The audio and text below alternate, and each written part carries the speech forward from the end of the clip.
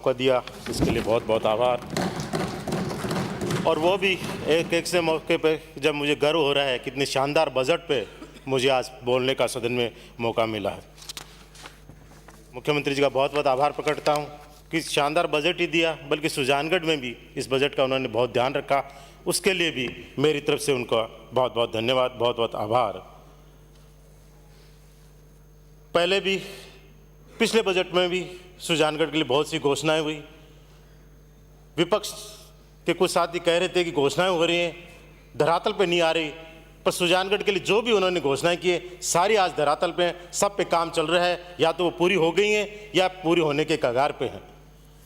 तो इस तरह से जो भी योजनाएं हैं सारी होने जा रही हैं। दूसरा आरोप लगा रहे हैं कि सिर्फ कांग्रेस के विधायकों ने जो लिख दिया चीफ सेक्रेटरी से, वो लिखवा लिया, उसको सदन में पढ़ दिया। क्या सबने ये लिखा कि पूरे 200 विधानसभा क्षेत्रों में स्कूलों को क्रमोन्नत किया जाए सभी को? क्या सबने ये लिखा सबको समान रूप से सड़कों का वितरण किया जाए? नहीं, मुख्यमंत्री जी ने एक साथ सबका समान रूप से सब विधानसभा, इस बार भी उन्होंने चाहे पशु चिकित्सालय हो, चाहे सांडवा में कन्या महाविद्यालय हो, सौगात दी है। पुलिस अधीक्षक कार्यालय पहले से था, बिदासर में एक और खोल के कानून व्यवस्था के लिए उन्होंने दिया है। पर फिर भी एक बहुत बड़ी मांग क्षेत्र की, जिससे मैं मुख्यमंत्री जी अवगत कराना चाहूंगा।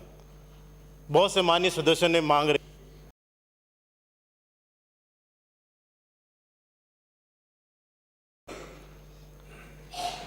आज़ादी के बाद जिले बहुत से बने भी हैं, आज 33 जिले हो गए, पर शायद हमारा क्षेत्र एक ऐसा भागा रहा कि उस समय की परिस्थितियों में जो कभी जिला हुआ करता था उसका अस्तित्व पुनर्गठन में खत्म हो गया। परिस्थितियां उसमें शायद दूसरी होंगी, क्योंकि रियासतों का पुनर्गठन हो रहा था। राजस्थान का बहुत लंबे समय तक चला, 1956 में जाके पूरे राजस्थान का पुनर्गठन हो पाया। 1952 का चुनाव तो हुआ, उस समय तो अजमेर जैसी रियासतों का अलग से चुनाव हुआ, और उसी पुनर्गठन में सुजानगढ़ का जिले का अस्तित्व, उस जिले का अस्तित्व खत्म किया गया। कुछ उस समय परिस्थितियां ऐसी थी कि सुजानगढ़ में 3 रियासतें, बड़ी रियासतों की सीमा उसमें लगती थी, जयपुर, जोधपुर और बीकानेर। उस वजह को समाप्त हुआ। मुख्यमंत्री से मैं मांग करता हूं कि जब भी नए जिलों की बात आए, सुजानगढ़ का विशेष तौर से ध्यान रखा जाए, क्योंकि ये नया जिला नहीं बन रहा है, बल्कि उसका जो पुराना स्वरूप है वो आप लौटा रहे हो। मैं एक मांग करूंगा कि आज छोटी छोटी नगर पालिकाओं में आपने ड्रेनेज परियोजना स्वीकृत की है, पर सुजानगढ़ जो आज 1.5 लाख की आबादी का शहर है, वर्षों से नगर परिषद जहां चल रही है,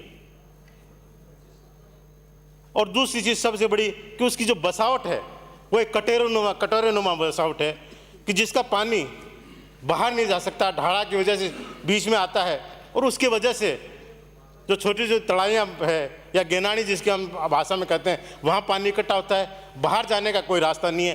तो ड्रेनेज परियोजना कम से कम जो कल आपका बजट का रिप्लाई में आए उसमें सुजानगढ़ शहर के लिए ड्रेनेज परियोजना जरूर स्वीकृत कर दें, ताकि जो इतना बड़ा शहर, उसकी जो बरसाती दिक्कत है उसको दूर किया जा सके।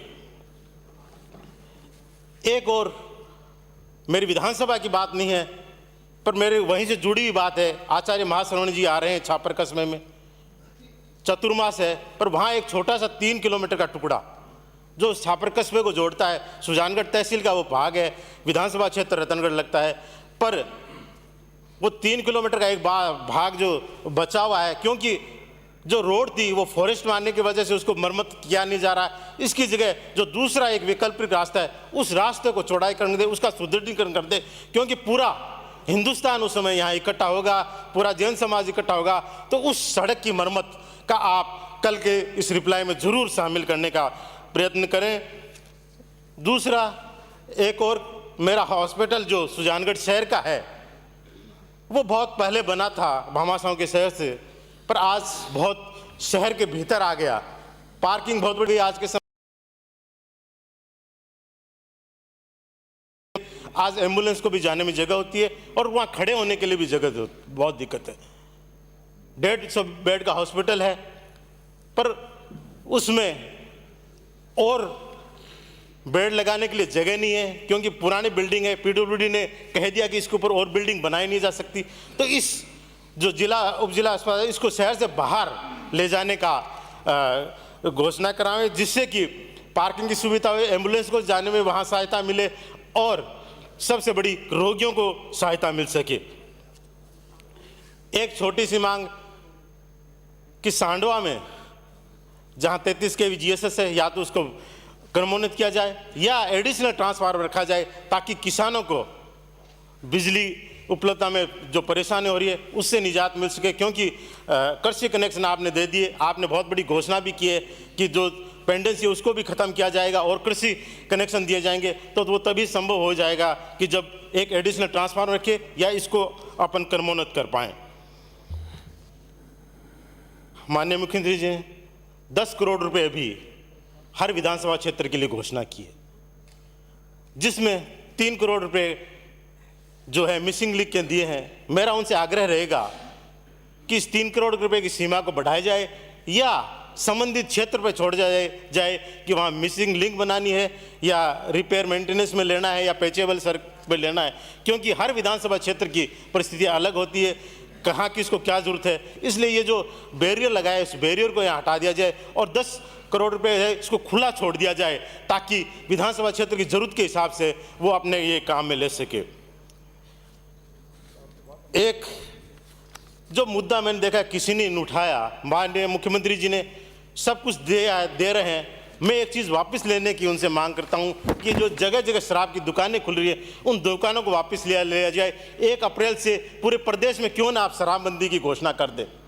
माननीय सदस्य, आपने हमेशा आगे बढ़कर एक से एक चीज़ की घोषणा की है, चाहे दवा वितरण का काम हो, चाहे आपने लॉकडाउन के समय कोरोना में राहत देने को, हर जगह आपने पहल की है। आपको राजस्थान का गांधी किया जाता है, एक गांधी का ये भी आप काम कर दें कि पूरे प्रदेश में शराबबंदी लागू कर दें। मुझे पता है राजस्व का नुकसान होगा, बहुत बड़ी बजट में दिक्कत आती है, फिर भी अगर ये हो जाता है तो आप इसे लागू कर पाएंगे। समाप्त करें माननीय सदस्य, समाप्त करें। और पब्बा राम बिश्नोई, समय दिया, समय। धन्यवाद। 1 मिनट और माननीय पब्बा राम जी बैठे, 1 मिनट बोलें। धन्यवाद। क्योंकि मुख्यमंत्री जी जो योजना लाए हैं उनको पूरा करने की कोशिश की है। किसी ने नहीं सोचा था कि दवा योजना ऐसी सफल हो सकती है और उसके बाद जांच योजना लाए वो सफल हो सकती है। ये मुख्यमंत्री जी का विजन था कि इन योजनाओं को सफल बनाया, बल्कि आज पूरा देश उसको मॉडल मान रहा है और देख रहा है कि इन योजनाओं को कैसे किया जाए। तो आपकी शराबबंदी की योजना को भी लागू करके दिखाएं पूरे हिंदुस्तान को, ताकि पूरा हिंदुस्तान देखे और इसको घोषणा करे और पूरे हिंदुस्तान में ये लागू हो सके। इसलिए मैं आपके माध्यम से ये कहना चाहता हूँ, एक आपने व्यापारी वर्ग को बहुत बड़ी राहत दी है, पूरा आपका बजट राहत देने का काम दिया है, रोजगार का इसमें है, विकास का है, बहुत सी बातें हैं। माननीय सदस्य कह दिए, समय का है, इसलिए मैं कह नहीं पा रहा हूं, पर व्यापारी वर्ग की बात किसी ने नहीं उठाई। मैं कहना चाहता हूं कि एक 2 लाख रुपए का ई-वे बिल आपने माफ किया है कि 2 लाख रुपए तक ई-वे बिल की बहुत जरूरत नहीं है। व्यापारियों के लिए बहुत बड़ी खुशी है, क्योंकि छोटी छोटी चीज़ों के लिए उन्हें ई-वे बिल कटाना पड़ता था और उसको भेजना पड़ता था। 2 लाख की जो सीमा बढ़ाई है उसके लिए आज हम लोग और पूरा व्यापारी वर्ग। माननीय सदस्य समाप्त करें। श्री पब्बा राम बिश्नोई। धन्यवाद सर। धन्यवाद।